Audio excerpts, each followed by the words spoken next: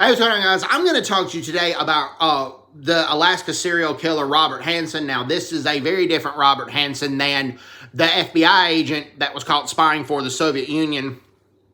And then after the Soviet Union collapsed, Russia. He was caught spying for Russia.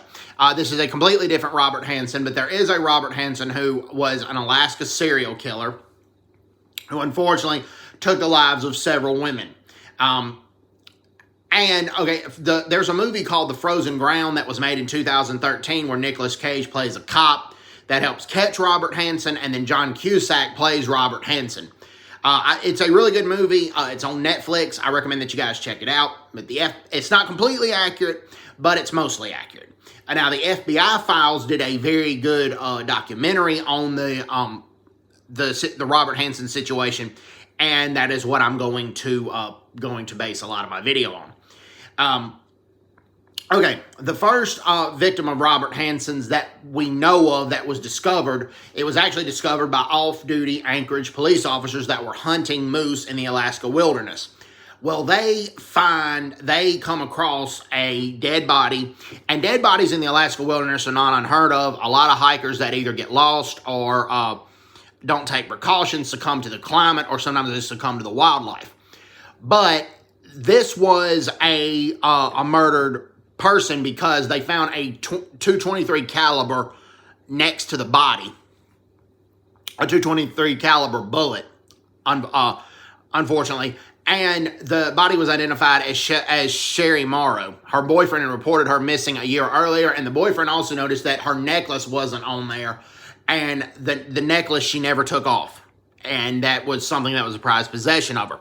So they believe she was murdered. But the thing was, she was reported missing a year ago, and the body had decayed largely.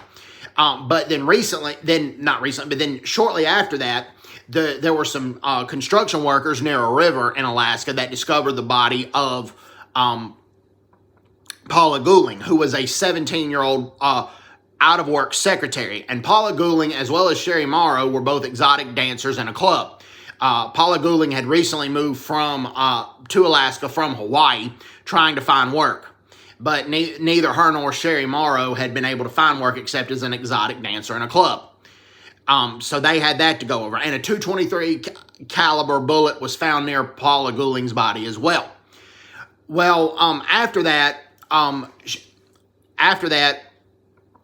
Anchorage prostitute in Anchorage, Alaska, named Cindy Paulson was running. She was handcuffed, and she was distraught. A motorist took her back to her motel home, and the motel front desk clerk called the police, and she identified her attacker as Robert Hansen. She gave him a description. She said she had been tortured and raped at his house first, but then she was taken to the airport, blindfolded, handcuffed, but she could see a little bit that he was working on through the bottom of her eyes, that he was working on his airplane. He was going to take her out to the Alaska wilderness and kill her, but she made her escape then. Well, she identified her attacker as Robert Hansen. Now, it took a while for Hansen to get convicted because she refused to take a lie detector test, and because of her profession, she didn't trust the police, and then the police largely did not trust her either, with the exception of Detective Baker of the Anchorage Police Department. He shared a lot of information with the Alaska State Police and said he believed Cindy Paulson, and then the Alaska State Police got a lot of information from the FBI because on the U.S. mainland, Robert Hansen had a rap sheet. When he was in Iowa, before he moved from Iowa to Alaska, he had been convicted of arson, but instead of spending time in jail, usually he'd spent time in a mental health facility and got released on good behavior. That had happened with arson, assault, and rape, and he just had a rap sheet a mile long in the U.S. mainland. Well, so the police started looking at Robert Hansen more suspiciously. But they searched his house at first, but couldn't, and Hansen gave him permission to.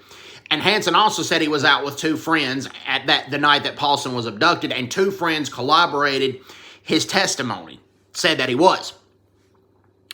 So the police just really didn't have much to go on for the longest time, but the friends and the friends' wives had called and said that they were lying for Hansen, that they were not with Hansen, they were just trying to protect him. So that gave the police enough to have a warrant to come search the house again, and they searched it a lot more thoroughly.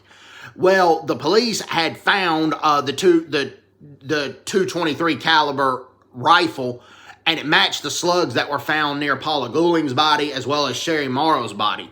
They also found a map, an aviation map, with a lot of X's marked on that map. And a lot of those X's were areas where many of the victims' bodies were found.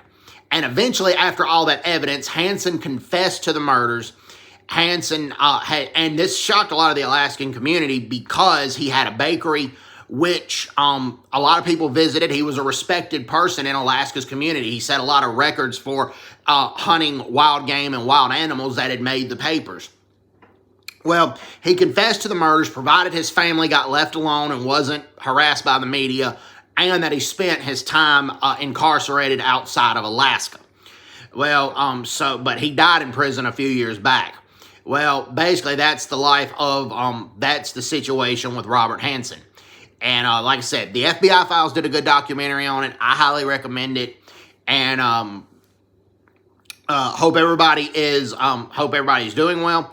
Take care. God bless. Oh, and Cindy Paulson is still alive to this day. She relocated to the U.S. mainland and had a steady job outside of exotic dancing, and she got her life together. So that's always a really good thing. So hope everybody's doing well. Take care. God bless, and bye-bye. Bye-bye.